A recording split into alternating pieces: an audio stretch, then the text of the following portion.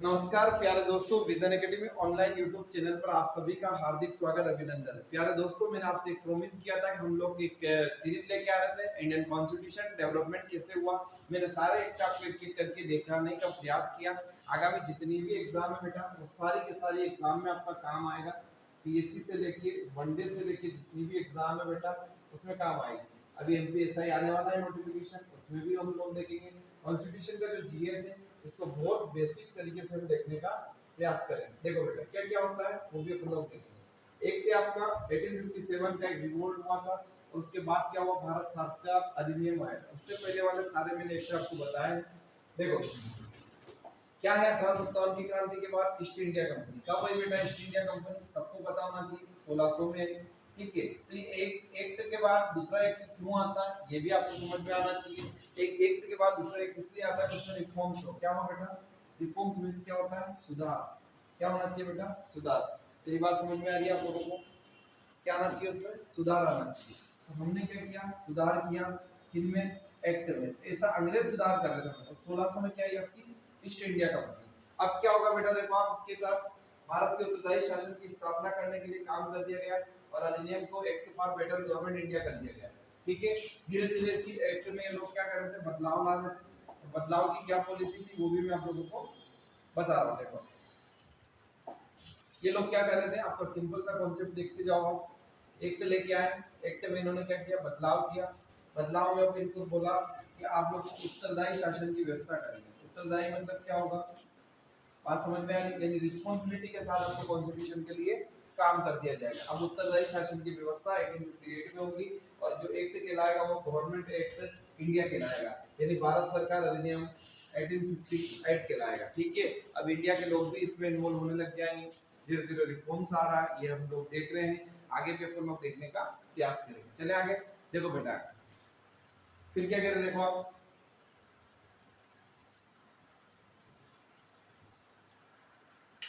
देखो क्या क्या और हो सकता है, वो भी हम लोग देख रहे थे। उसको भी अपन लोग आगे चलाएंगे, वो भी आपको देखने को मिल जाएगा। देखो आप उत्तरदायी शासन की व्यवस्था हम लोगों ने कर ली थी। फिर हमने क्या कहा, आपका इस एक्ट के तहत कंपनी का शासन समाप्त कर दिया गया, और इंग्लैंड की सामग्री के नाम से जन्म दिया गया।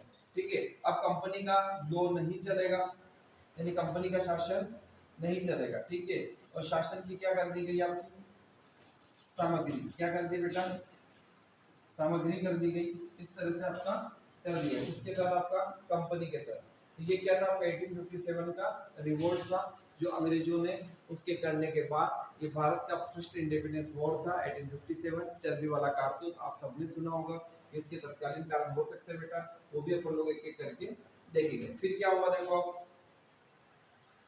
अब क्या हुआ, एक सामग्री के तहत भारत राष्ट्र सचिव होगा। क्या होगा बेटा, भारत का एक राष्ट्र सचिव होगा, और राष्ट्र सचिव के बारे में भी अपन लोग समझेंगे। ठीक है, क्या समझेंगे आप भारत के राज्य के सचिव के बारे में। फिर अगला क्या कह रहे, देखो आप देखो फिर 15 सदस्यों के लिए गठन कर दिया गया था, और भारत के वायसराय जनरल पद को अब डायरेक्टर ऑफ बोर्ड के अधीन भी कर दिया गया था। ठीक है, धीरे धीरे आपका राज्य सरकार के साथ साथ केंद्र सरकार की बात की जा रही है। बोर्ड ऑफ डायरेक्टर लिया जा रहा है। क्या बेटा, बोर्ड ऑफ डायरेक्टर की बात कर रहे हैं ना। अब कंट्रोल किसके पास चला जाएगा, एक ग्रुप होगा जो डायरेक्टर का काम करेगा, और यही पूरा ग्रुप राज्य के लिए काम करने का प्रयास करेगा। चले आगे, देखो आप क्या करेंगे। देखो आप इसके तहत राज्य सचिव के लिए ब्रिटिश संसद समक्ष भारत में बजट प्रतिवर्ष प्रस्तुत करेगा। क्या प्रस्तुत करेगा बेटा, बजट। बजट क्या होता है, बजट यानी हमारे एक वर्ष का जो होता है आय व्यय की बात करता है। किसकी बात करता है, आय और व्यय की बात करता है। कौन, आपका बजट बात कर रहा है। बजट मतलब क्या होता है, ये 10,000 मेरी मम्मी ने मेरे को दी है, ठीक है, या आपके पापा ने आपको दिए, वो एक बजट होता है। बजट हमारा एक साल का लेखा जोखा होता है। क्या होता है बेटा, लेखा जोखा। बात समझ में आ रही, इसको बोलते हैं लेखा जोखा। और भारत के जो संविधान है बेटा, उसमें कॉन्स्टिट्यूशन में स्पेशल आपका मेंशन किया गया है। इसका कितना आपका अनुच्छेद, अनुच्छेद कितना आपका 112 है। कितना आपका 112।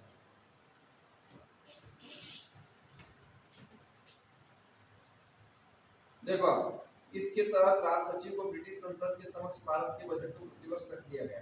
फिर इसके तहत शासन व्यवस्था में विकेंद्रीकरण की शुरुआत की गई। किसकी कर दी गई, आपकी विकेंद्रीकरण। विकेंद्रीकरण क्या होता है आपका, देखो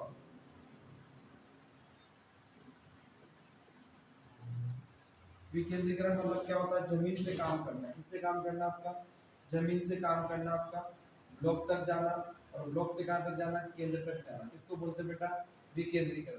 अब शासक जो काम करेगा ब्रिटिश का क्राउन के अधीन कर रहे हैं, लेकिन बेटा विकेंद्रीकरण की बात करें, डिसेंट्रलाइजेशन की बात कर रहे हैं। मेरी बात समझ में आ रही है आपको? रिफॉर्म इसलिए आ रहे थे कि अंग्रेजों को लगे कि ये जो रिफॉर्म्स हैं ये हमारे लिए ही लेके आ रहे हैं, लेकिन भारतीयों के लिए शोषण का एक द्वार वापिस से खोल दिया गया, और इस तरह आपके सुधार करते जा रहे हैं। 1850 एक्ट भारत सरकार अधिनियम। फिर बेटा अगला क्या होता है आपका? देखो, विभाग प्रणाली की शुरू करती वायसराय ने लॉर्ड कैनिंग प्रथम उस समय आपके वायसराय बन के आते हैं। कौन आपको बेटा? Lord Canning, Lord Macaulay, Lord Canning, ये सब जाने जाएंगे। ठीक है, क्यों जाने जाएंगे आपके लॉर्ड कैनिंग को? बहुत अच्छी सतीप्रथा के लिए भी जाने जाएंगे। लॉर्ड विलियम बेंटिंक को जाना जाएगा लॉर्ड शिक्षा के लिए। आपके लॉर्ड मतलब भगवान मानते थे अपने आप, क्या मानते थे? ईश्वर का रूप मानते थे। ठीक है, क्योंकि ब्रिटिश का जो शासन है हमारे यहाँ पर 200 ईयर रहा है, हम उनके औपनिवेशिक काल से रहे हैं। तो बेटा जो कॉन्स्टिट्यूशन का जो डेवलपमेंट होगा उन्हीं की सोच पर निर्भर करेगा, किनकी? ब्रिटिश की। क्योंकि हमारा जो संविधान है बेटा ये उदार का ठेला है। हेलो, उदार का ठेला है। कौन सा ठेला? आपका उदार का ठेला है, और यही इसका आपका आगे करना पड़ेगा। फिर क्या क्या कह रहे हैं आपका? 1861 देख लो, ये वापस एक आता है आपका भारत शासन वाला, जो मैंने आपको बताने का प्रयास किया। इसमें एक एक करके अपन लोग समझने का प्रयास करेंगे। क्या करें आपका? 1861, 1892 और 1909 वाली कहानी। ये क्या होता है आपका? 1861 और 1892 वाली कहानी है, और 1909 वाली भी कहानी है, और दूसरा 1861 की कहानी है। 61 में क्या हुआ आपका? परिषद की बात की गई। परिषद मतलब क्या होता है बेटा? काउंसलिंग। क्या होती है बेटा? काउंसलिंग की बात की गई, और भारतीयों के लिए नियुक्ति की बात की गई। क्या की गई भारतीयों के लिए? नियुक्ति में मतलब बेटा अपॉइंटमेंट की बात करेंगे। कौन से एक्ट के तहत? ये वाला। अब क्या हो गया आपका?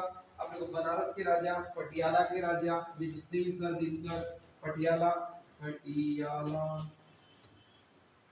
पंजाब के, ठीक है, ये सब राजा किंग यही रहते थे।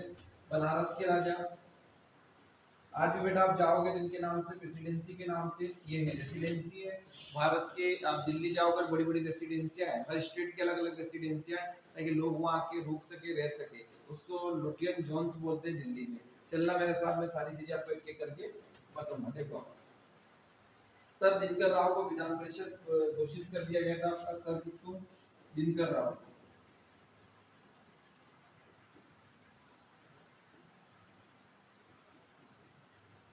ठीक है, इस तरह से क्या आ रहे थे बेटा? रिफॉर्म्स आ रहे थे। हम किससे रिफॉर्म्स की बात कर रहे हैं? 1861 की। पटियाला, पंजाब, ये सब क्या थी? डायनेस्टिक थी, मींस रियासतें। बात समझ में आ रही है आपको मेरी? ठीक है, तो पटियाला से लेके जितने भी रिफॉर्म से लेके आ रहे थे अंग्रेज, इनका मेन मोटिव बेटा यही था कि ये लोग जैसे तैसे करके आपको पूछने का अधिकार देना था। ठीक है, फिर क्या कहना है आपका? अब क्या हुआ बेटा? देखो, सिंपल सा एक और बढ़िया बहुत इंपॉर्टेंट फैक्ट है आपका। मद्रास, मुंबई, कौन सा आपका बेटा? मद्रास यानी आज का चेन्नई। और आवाज आ रही मेरी आपको? मद्रास यानी आज का चेन्नई। क्या है बेटा? चेन्नई। ठीक है, और आपका मद्रास, चेन्नई, कर्नाटका, ये जितनी भी प्रेसिडेंसियां थी कलकत्ता से लेके, इनके साथ साथ इनमें भी क्या किया जा रहा था? आपका रिफॉर्म्स किया जा रहा था। ठीक है, तो ये मद्रास वाला है आपका बैकग्राउंड, ये क्या आपका? चेन्नई वाला मामला। ठीक है, फिर देखो आप क्या कह रहे हैं आपके दिनकर राव के लिए। फिर क्या कह रहे हैं आपका? लॉर्ड कैनिंग के द्वारा शुरू मंत्रालय प्रणाली की मान्यता दी गई, और भारत में मंत्रिमंडलीय व्यवस्था कर दी गई। इसकी आपकी मंत्रिमंडलीय, कौन सी व्यवस्था? आपकी मंत्रिमंडलीय व्यवस्था भी जमा दी गई थी, ताकि व्यवस्था अच्छे से बन सके। ठीक है, मेरी बात समझ में आ गई? 1861 1892 में प्रश्न पूछने का अधिकार दिया है। लोगों में रिफॉर्म्स आ रहा था, जनता चाह रही थी कि नए नए एक्ट बने और नए नए कानून का काम चलता रहे। मेरी बात समझ में आई आप लोगों को?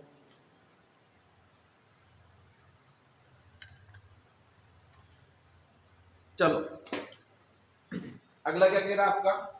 चेन्नई, कलकत्ता, मद्रास, सारी हमने बात की। फिर अगला क्या कह रहा है आपका? देखो, विधानसभा में भारतीयों को मनोनीत करने का राइट भी इसी में दिया गया। क्या दिया गया आपका?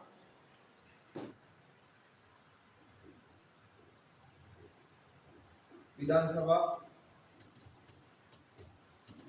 भारतीयों को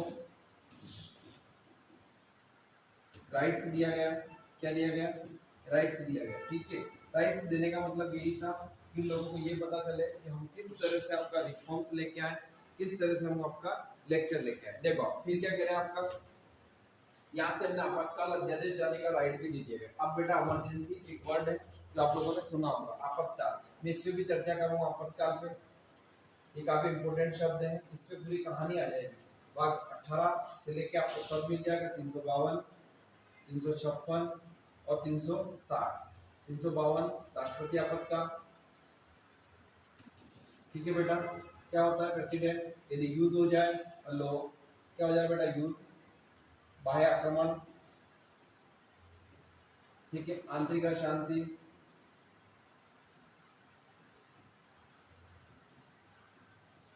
ठीक है, ये क्या आपका प्रेसिडेंट की बात कर रहा है। 356 क्या आपका प्रेसिडेंट रूल है। क्या बेटा? राष्ट्रपति शासन है। कहाँ का आपका? 356। और 360 क्या आपका? वित्तीय आपातकाल है।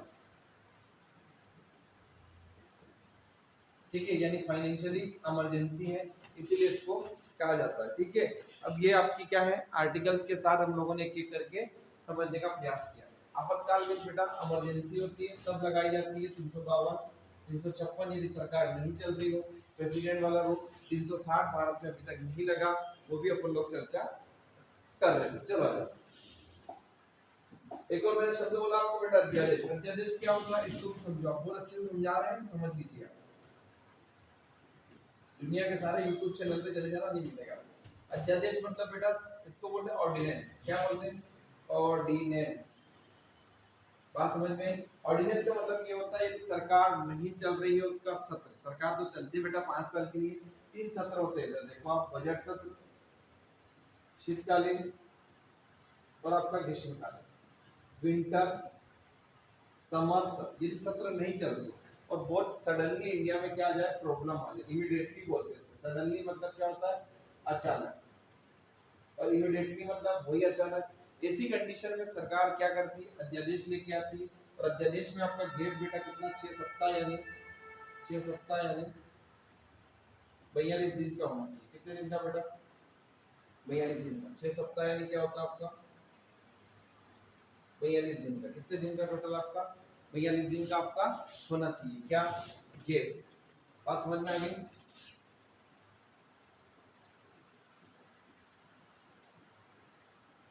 और ये आपका 42 दिन का।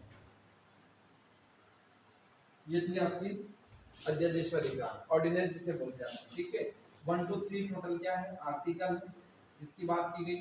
2 1 3 क्या आपका? आर्टिकल। ये क्या आपका? राज्य के लिए अध्यादेश जारी करने के लिए। ये बेटा किसके लिए है? केंद्र के लिए अध्यादेश। तो बात समझ में आ गई।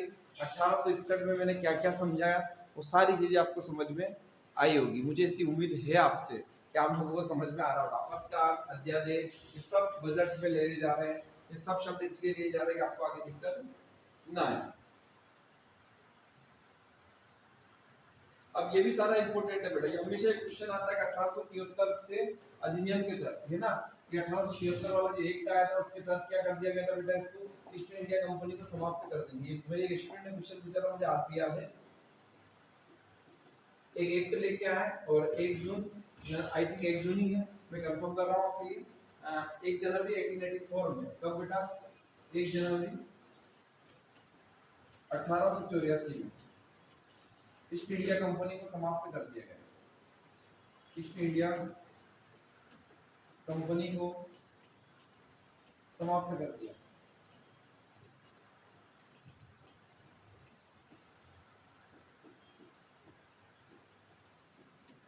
ईस्ट इंडिया कंपनी को समाप्त कर दिया गया। ठीक है, और ये औपचारिक रूप से भंग कर दिया गया। इस तरह की कहानी 1861 की थी। मोटे मोटे रूप से मैंने आपको सारी कहानियां बता दी है। आई होप कि आप लोगों को समझ में आया होगा। संवैधानिक विकास मैंने शुरुआत की थी। पार्ट 1 पार्ट 2 आपके यूट्यूब पे मिल जाएगा। ठीक है, पार्ट 2 3 कल भी आ जाएगा। 1784 वाली फिर से इंडिया ये भी बता चुका हूँ। 1813 से 3353 ये भी बता चुका हूँ। फिर अगला मैंने आपको क्या बताया था 1858 वाला, ये भी बता चुका हूँ। बेटा कुल मिला के पढ़ाई करना है, पढ़ाई से सिवा जीवन में कुछ काम नहीं आएगा। मेरी बात आज नहीं तो कल तुम्हें समझ में आ जाएगी। बिना पढ़ाई के कुछ नहीं होगा। दुनिया की कोई ताकत आपका सिलेक्शन नहीं दिला सकती यदि आप 16 घंटे पढ़ाई नहीं करोगे। विजन एकेडमी आपके लिए एक दिशा देती है, एक गाइडेंस देती है सही दिशा में। हम लोगों ने कभी एकेडमी नहीं समझा, हम परिवार समझते, बच्चों को अपना समझते, हम खुद एक्सपीरियंस है, इसलिए हम बच्चों को चाहते हैं कि वो पढ़े, आगे बढ़े, मंदसौर नहीं पूरे देश का भी क्या करे, नाम रोशन करे। बेटा ये प्रशासनिक सेवा, ये वनडे एग्जाम, ये जितनी भी होती है, हम सबके परिवार जो मध्यम परिवार से हम लोगों का सपना होता है। क्या होता है बेटा? सपना। ये सपना हमारा पूरा करने के लिए हमें रात दिन क्या करना पड़ेगी बेटा? मेहनत करना पड़ेगी। क्या करना पड़ेगी? मेहनत। इसके लिए विजन टीम आपके लिए तैयार है। बेटा आप ऑफलाइन ऑनलाइन दोनों जुड़े और आप इस चीज से ना घबराए कि क्या करना। हमारे पास सारी विषय की फैकल्टी हमने अवेलेबल करा रखी, इसीलिए जो भी नहीं समझ में आए एक बार नहीं 1000 बार देखिए। Thank you so much.